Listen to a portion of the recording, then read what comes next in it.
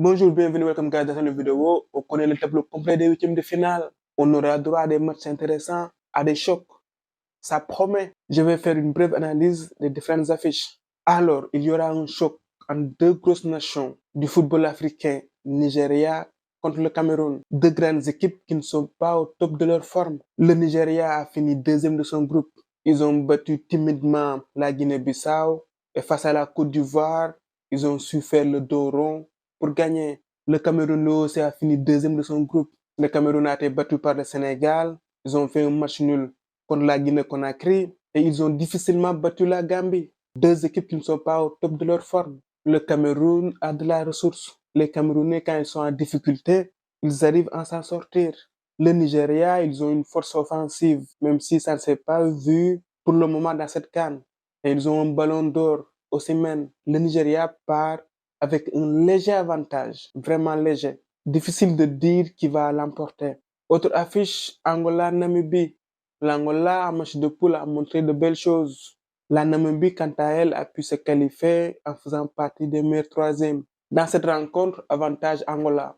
Pour le moment, ils ont montré plus de choses que la Namibie. On aura droit aussi à une rencontre inédite, Cap-Vert face à la Mauritanie. Deux équipes qui ne sont pas habituées à jouer des huitièmes de finale. Le Cap-Vert, qui a fini premier de son groupe, ils ont montré de très belles choses et ils restent invaincus. La Mauritanie, quant à elle, a pu se qualifier en battant l'Algérie. C'est deux équipes qui essaient de jouer, deux équipes joueuses.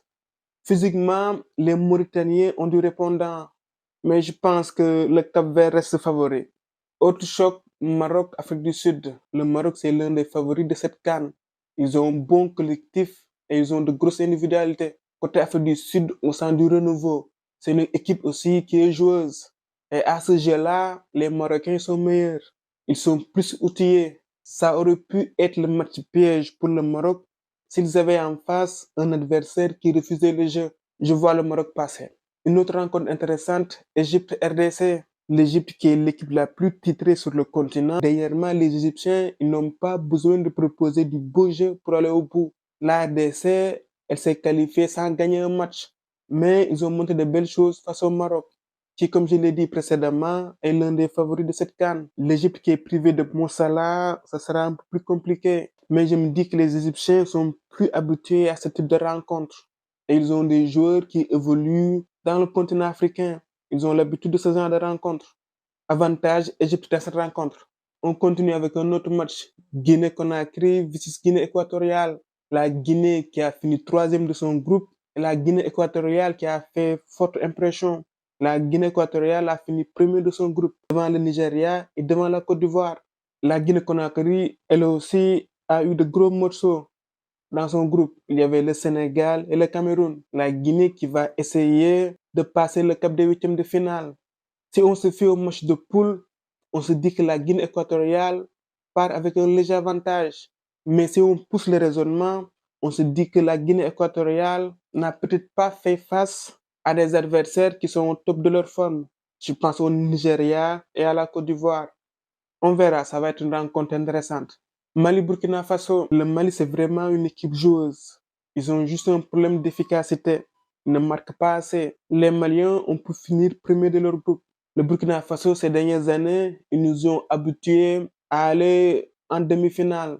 Cette année, je ne les sens pas aussi forts qu'auparavant. Dans ce duel, je mise sur le Mali. Après, pour nuancer mes propos, c'est la phase d'élimination directe. Ce n'est pas forcément la meilleure équipe, l'équipe la plus joueuse qui va gagner. C'est l'équipe qui saura gagner. C'est l'équipe qui aura une meilleure gestion des émotions qui va l'emporter. Autre grand choc, le Sénégal contre la Côte d'Ivoire. Le Sénégal a vraiment fait forte impression. 3 matchs, 3 victoires pour les Lions. Ils ont fini premier de leur groupe. Les Lions du Sénégal feront face à la Côte d'Ivoire. La Côte d'Ivoire qui était presque éliminée de sa compétition. La Côte d'Ivoire a été sauvée par le Maroc. On peut se dire que c'est une bête blessée. La Côte d'Ivoire a viré son coach, son sélectionneur Gassé. Ça peut servir d'électrochoc, même si je ne le souhaite pas. Pour Aliou Cissé, ça va être difficile tactiquement de préparer cette rencontre. Même si je me dis que le nouveau sélectionneur, il a peu de temps. Il n'a pas le temps d'imposer son style, sa façon de jouer. Je pense qu'il sera là plus pour remobiliser ses troupes, redonner de la confiance à cette équipe. Dans la phase de poule, on a senti que la Côte d'Ivoire, j'ai eu comme ressenti que les Ivoiriens étaient sous pression. C'est pas facile d'accueillir une compétition. Là, ils peuvent jouer leur va-tout parce qu'ils étaient presque éliminés. Là, ils sont ressuscités. Là, il n'y a plus à réfléchir. Il faut jouer ton va-tout. Ils peuvent se dire qu'on joue contre la meilleure équipe actuellement. On ne se met pas la pression. Ils peuvent vraiment jouer leur va-tout. Même s'ils ne peuvent pas s'enlever le fait qu'ils jouent à domicile. Quant aux Lions, ils ne peuvent pas avoir l'excès de confiance, surtout face à la Côte d'Ivoire, pays organisateur. Les Lions, pour moi, ils doivent marcher sur leur certitude. Ils ont fait forte impression et ils sont en meilleure forme que la Côte d'Ivoire. Dans l'approche de ce match, je me dis que les Lions doivent venir avec l'envie de s'imposer dès les premières minutes. On sait que les Ivoiriens actuellement, ils ne sont pas en confiance. Si les Lions arrivent à marquer très tôt, ça peut vraiment saper leur morale. Sur le papier comme sur le terrain, les Lions sont meilleurs actuellement. Dans cette rencontre, j'ai mis sur le Sénégal. Là, on a à peu près fait le tour des différents matchs. Voilà, c'est tout pour cette vidéo. On se retrouve pour d'autres vidéos. À très bientôt. De Love Football.